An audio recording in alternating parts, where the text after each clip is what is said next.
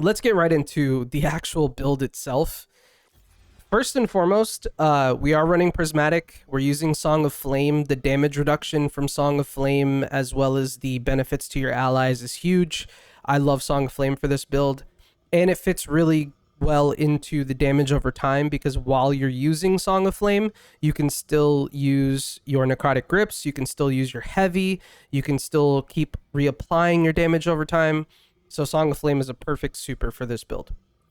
I am using Phoenix Dive. This is interchangeable though. You can use Healing Rift if you want to, but I personally like Phoenix Dive. You get it back quicker to activate your Hellion.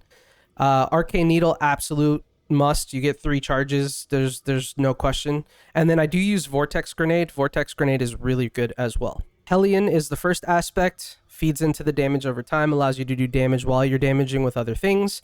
And then of course Devour, I think personally, is a staple in Warlock Prismatic builds, just because not only does it help you get your grenade energy back quicker, but it's survivability, right? It allows you to play a whole lot more aggressive and not have to be super scared about how you play the game. In terms of our fragments, we're running Facet of Protection. We're going to be surrounded quite a bit based off of how you play this build, so Facet of Protection does work here.